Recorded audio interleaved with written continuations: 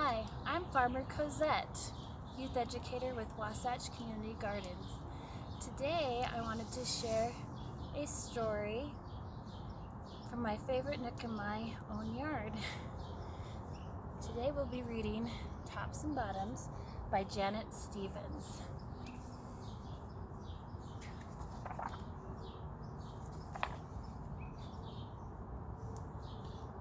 Once upon a time, there lived a very lazy bear who had lots of money and lots of land. His father had been a hard worker and a smart business bear, and he had given all of his wealth to his son. But all Bear wanted to do was sleep. Not far down the road lived a hare. Although Hare was clever, he sometimes got into trouble. He had once owned land too, but now he had nothing. He had lost a risky bet with a tortoise and had sold all of his land to Bear to pay off the debt. Hare and his family were in a very bad shape. "The children are so hungry, Father Hare. We must think of something," Mrs. Hare cried out one day. So Hare and Mrs. Hare put their heads together and cooked up a plan. The next day, Hare hopped down the road to Bear's house. Bear, of course, was asleep. "Hello, Bear, wake up. It's your neighbor Hare, and I have an idea." Bear opened one eye and grunted. "We can be business partners," Hare said. "All we need is this field right here in front of your house. I'll do the hard work of planting and harvesting, and we can split the profit right down the middle." "Yes, sir, Bear. We're in this together. I'll work and you sleep." "Huh?" said Bear. "So what will it be, Bear?" asked Hare. "The top half or the bottom half? It's up to you. Tops or bottoms?" Let's see," Bear said with a yawn. "I'll take the top half, Hare." "Right, tops." Hare smiled. "It's a done deal, Bear." So Bear went back to sleep, and Hare and his family went to work. Hare planted, Mrs. Hare watered, and everyone weeded. Bear slept as the crops grew. When it was time for the harvest, Hare called out, "Wake up, Bear! You get the tops and I get the bottoms." Hare and his family dug up the carrots, the radishes, and the beets. Hare plucked off the tops, tossed them into a pile for Bear, and put the bottoms aside for himself. Bear stared at his pile. "But Hare, all the best parts are in your half." "You chose the tops, Bear," Hare said.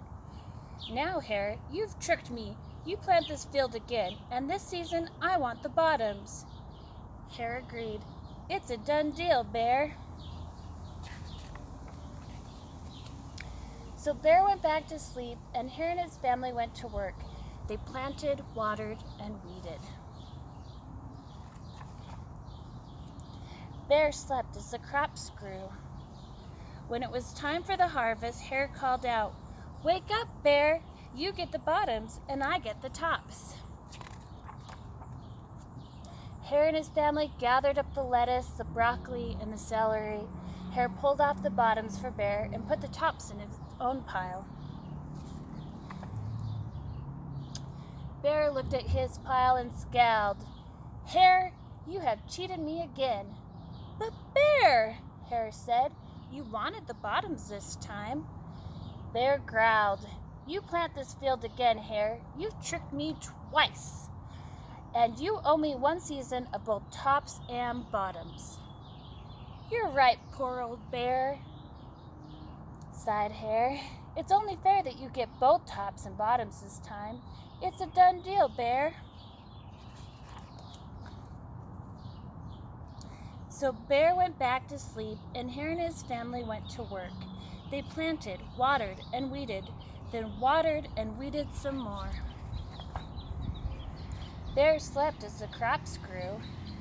When it was time for the harvest, Hare called out, "Wake up, Bear!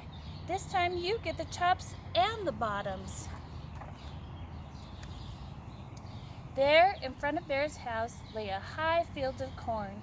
Hare and his family yanked up every corn stalk. Hare tugged off the roots at the bottom and the tassels at the top and put them in a pile for Bear. Then he carefully collected the ears of corn in the middle and placed them in his own pile. Bear rubbed his eyes and watched. "See, Bear, you get the tops and the bottoms." "I get the middles." "Yes, Sir Bear, it's a done deal."